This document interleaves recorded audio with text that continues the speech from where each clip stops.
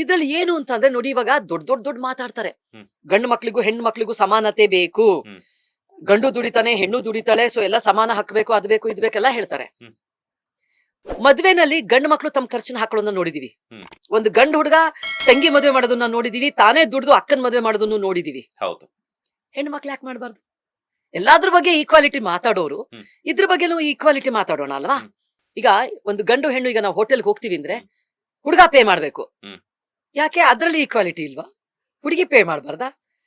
ಹೆಣ್ಮಕ್ಳು ಪರ್ಸೊಳಗ್ ಕೈ ಹೋಗೋದೇ ಇಲ್ಲ ಹೌದು. ಹುಡುಗನ್ ಜೊತೆ ಹೋಟೆಲ್ಗೆ ಎಷ್ಟೋ ಹೋದ್ರೆ. ಜನ ನೋಡ್ತೀವಿ. ತುಂಬಾ ಇದೆ ಅದು ಅಭ್ಯಾಸ. ಹ್ಮ್. ಈಗ ನಾನು ಯಾವ್ದೇ ಜೊತೆ, ಈಗ ಫ್ರೆಂಡ್ಸ್ ಜೊತೆಗೆ ಹೋದ್ರು ಎಲ್ಲೇ ಹೋದ್ರು ಶೇರ್ ಮಾಡೋಣ, ಹ್ಮ್. ಇಲ್ಲ ನಾನ್ ಪೇ ಮಾಡ್ತೀನಿ, ನೆಕ್ಸ್ಟ್ ಟೈಮ್ ನೀ ಮಾಡಪ್ಪ, ಹ್ಮ್. ಇಲ್ಲ ಇಬ್ರು ಶೇರ್ ಮಾಡೋಣ, ಇಲ್ಲ ಇವತ್ ನನ್ ಟ್ರೀಟು. ಹ್ಮ್. ಹುಡುಗಿರ್ ಬಾಯಿಂದ ಅದು ಬರಲ್ಲ, ಬಹಳ ಕಡಿಮೆ. ಹ್ಮ್. ಎಲ್ಲಾದ್ರಲ್ಲೂ ಈಕ್ವಾಲಿಟಿ ಇದೆ.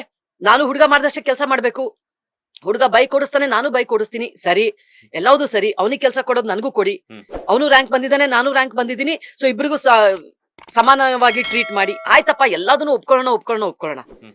ಗಂಡು ಮಗ ತನ್ನ ಮದುವೆ ಖರ್ಚನ್ನ ತಾನು ವಹಿಸ್ಕೋತಾ ಇದ್ದಾನೆ ಅಂತಂದ್ರೆ ಹ್ಮ್. ಹೆಣ್ಣು ಮಕ್ಳು ಯಾಕೆ ಅವಳು ಮದುವೆ ಖರ್ಚನ್ನ ವಹಿಸ್ಕೋಬಾರ್ದು?